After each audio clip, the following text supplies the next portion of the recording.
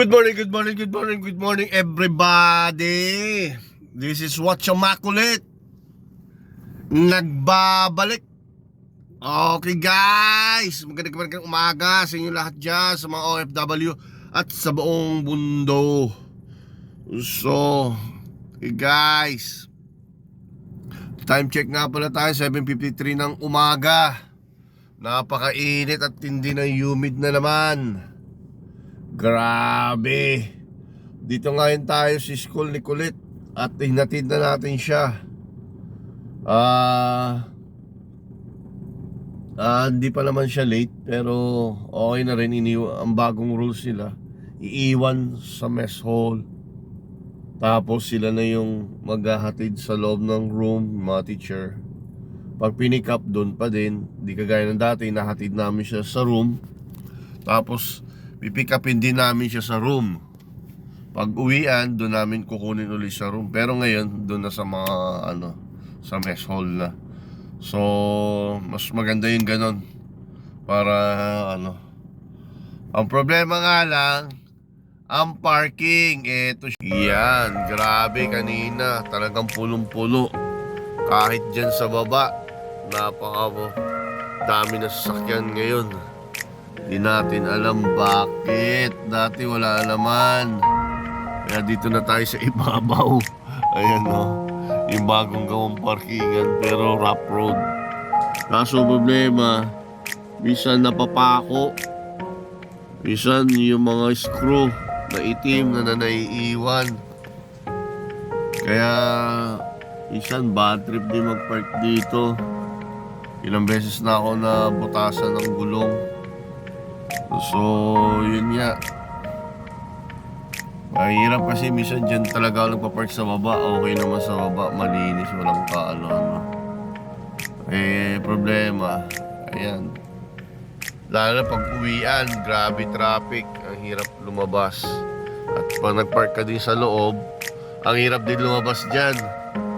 Dahil yung iba, mga ugok na driver, hinahantay pa yung nila, hindi pumesto ng maayos. Kaya ngayon, medyo maluwag na kasi mga nag-alisa na yung mga may mga ari, mga nakapark dyan. Para kasi may mga trabaho yung mga yan. Kaya nagmamadali. Okay guys, antabayan nyo ako guys. Pauwi na ako. At magluluto tayo ng sinigang na isda. Okay guys, see you at the house.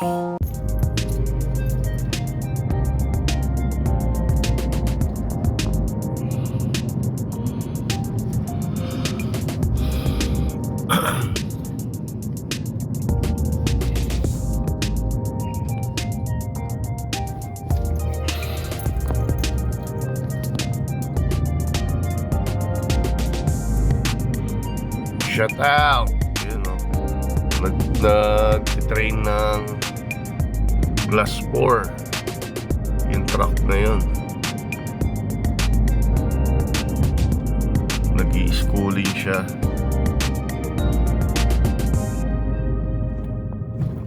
Nga lang, di natin alam kung magkano bayad ng schooling ng Class 4 yung mga truck. Kala kung 10-wheeler ba yun o 6-wheeler tawag.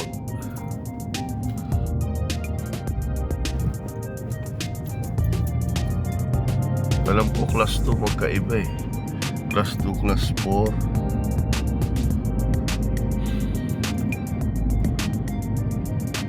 Ano bang class 2? Yung mga elk? Yung mga ganitong truck? Kaya lang. Yan. Ito ba ang class 2? Yan.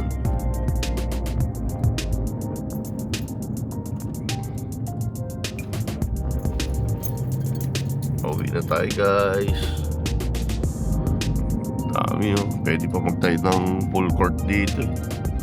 Full court sa gym. Grabe mga lupa. Lawak.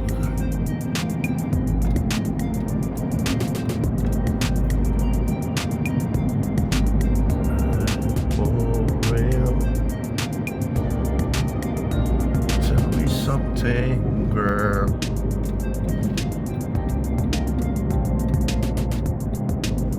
Yan.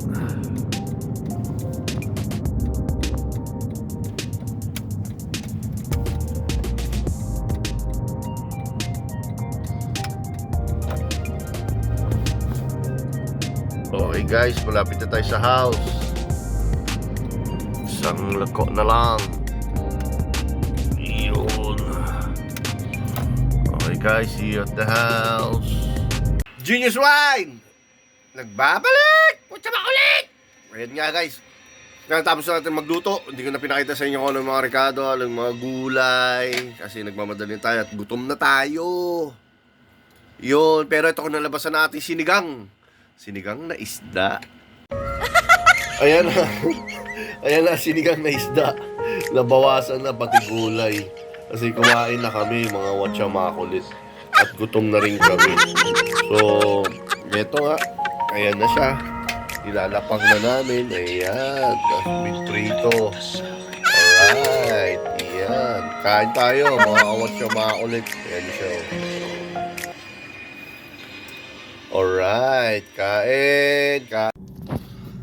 Iyo, what's up? Iyon. Time check na, 12:17 ng tanghali. So, sunduin natin si Kulit. Nalaglag ang mobile. Wala kasi tayo hawakan. So, punta tayo ngayon sa school ni Kulit. Manunundo tayo ngayon. Napakainit. Grabe. Kahit yung ano natin, AC natin, di pa gaano malamig.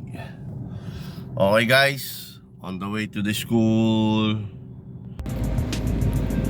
Alright guys, ito na tayo. Sundo na natin si Kulit. Grabe init. Yun, lalakad kami. Okay. So tabayin nyo guys, pasakay namin ng ano, ng kotse si Kulit. Grabe init. Yun guys, dito na kami sa bahay. So bumabala si Kulit. Yun nga, mga kararating na namin. Grabe init. Init. Okay guys, see you, update na tayo mamaya. Okay, hindi natin alam kung saan tayo pupunta ngayon, pero alam ko mag-mall ito eh. Maglalaro na naman siya. Okay guys, at tabayan nyo mamaya. See you. Alright, dito kami ngayon sa Mall of Qatar. Yo, kasama si Kulit. Maglalaro daw siya sa anong palaruan yan? Kids Zone. So magmumurek na naman. Kaya eto, magulo sa loob ng bahay. Kaya ilabas na lang na si Kulit. Okay, dito pa rin kami. Ayan, naglalaro pa rin. Yan, bata naglalaro siya.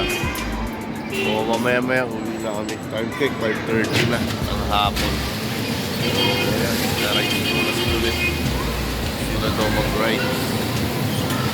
Kaya ano, so mamaya naman lahat naman si Dablab sa kanyang school. So may pasok siya mamaya. 7:30 ang kanyang klase. So yun nga guys, tabayan nyo. Update ko ulit kayo. What's up y'all? Alright, dito tayo ngayon sa Mansura.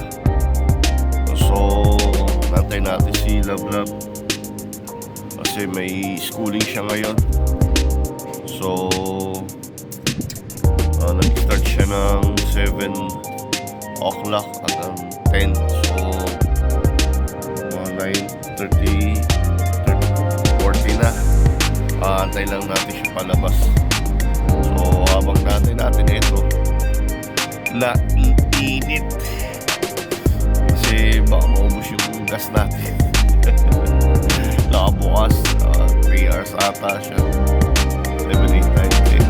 Antay natin hanggang 10 o'clock. So baka maubos yung gas natin. Hindi pa tayo nagpaarga.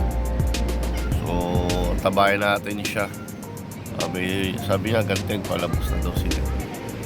So guys, update na lang tayo. Alright. What's up? It's Watcha Makulit.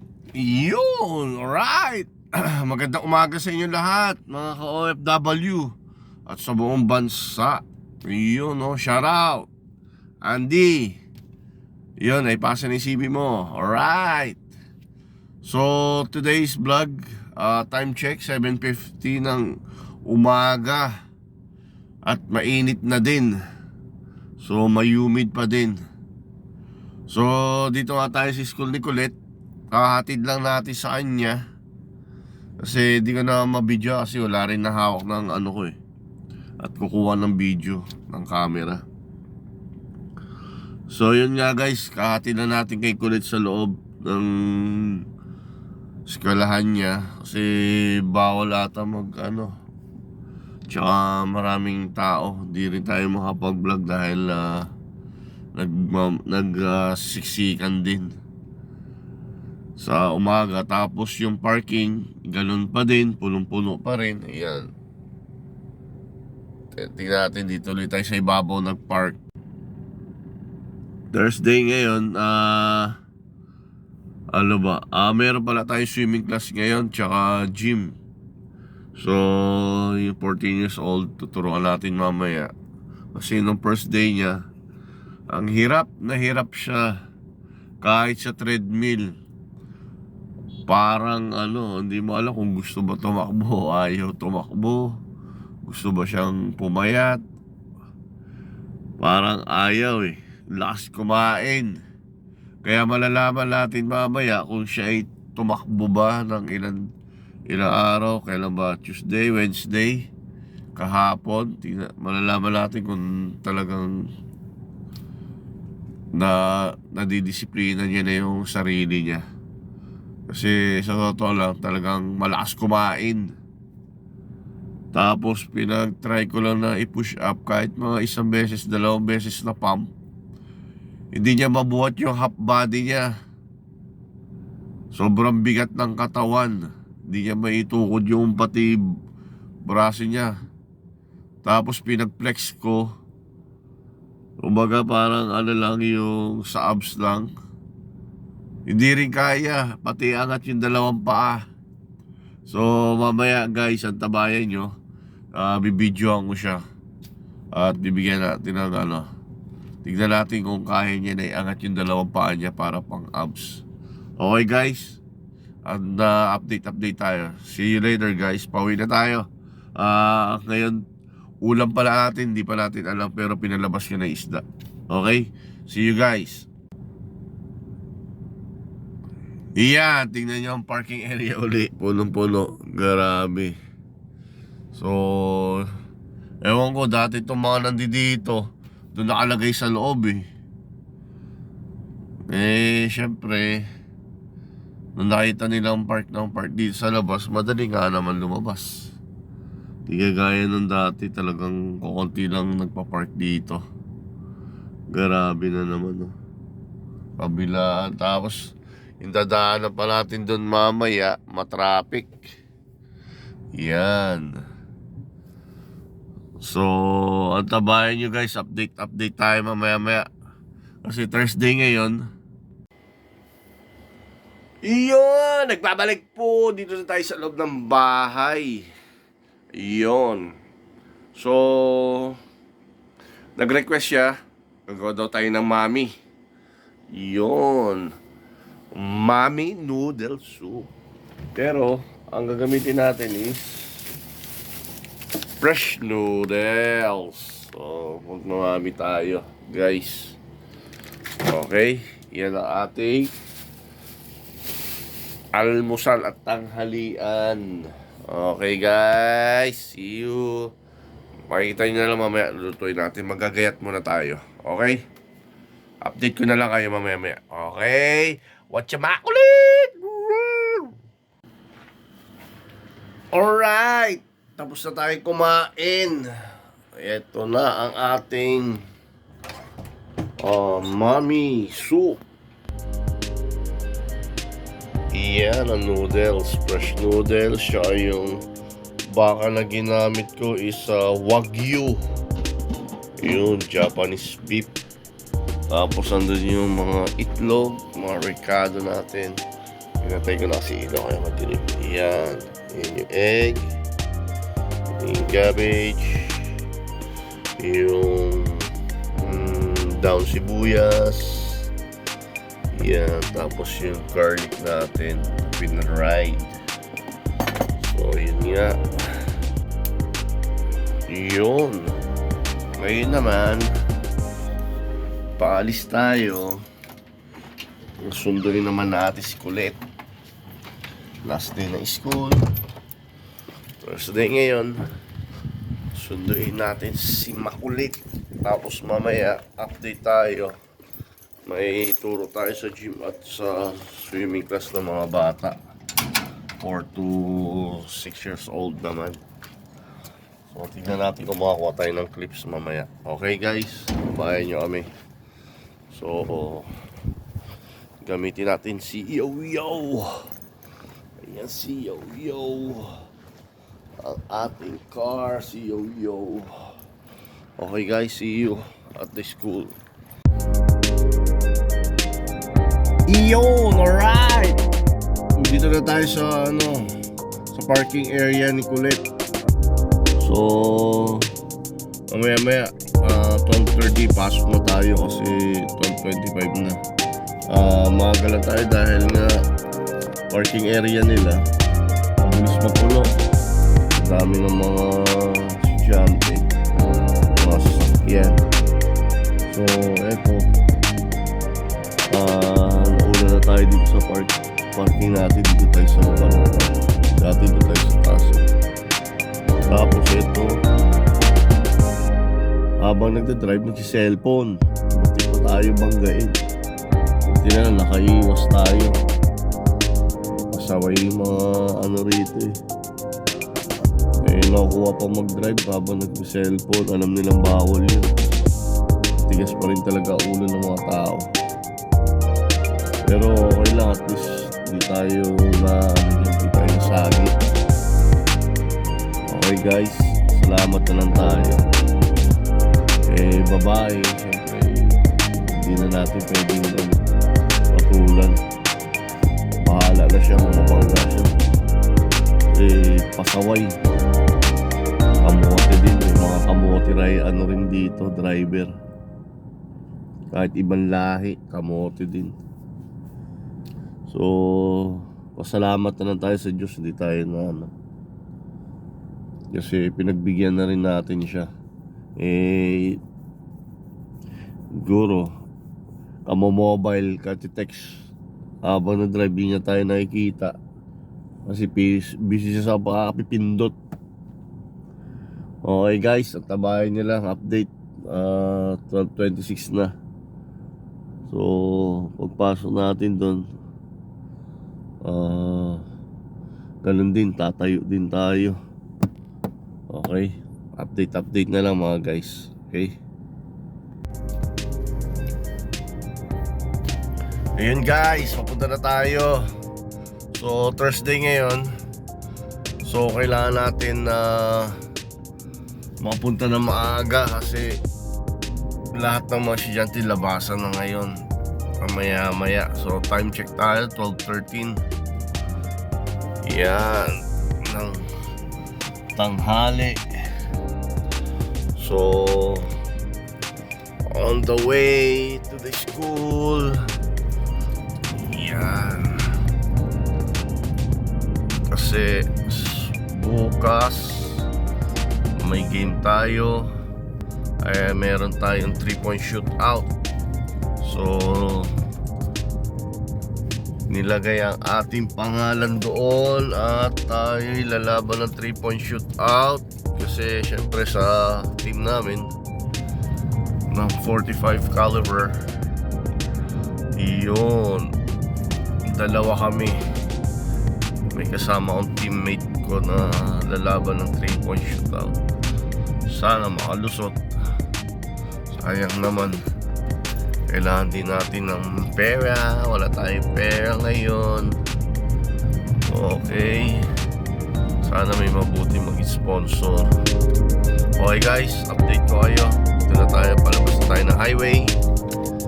Yan. Come to the highway to hell. Okay guys, update lang. See you. Alright, dito na tayo sa bahay. Kadadating lang. Sobrang init sa labas.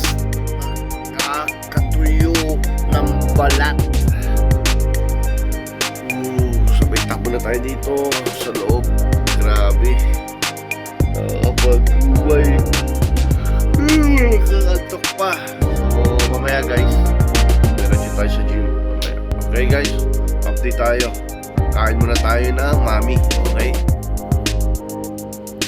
Alright. Okay. Dito na natin tatapusin natin vlog. So update na lang tayo mamaya. Dudugtong na lang natin ito susunod. So magandang tanghali or hapon sa inyo lahat yan. So abangan nyo ang aking next vlog. So maraming salamat ulit. At see you on my next vlog. Bye-bye.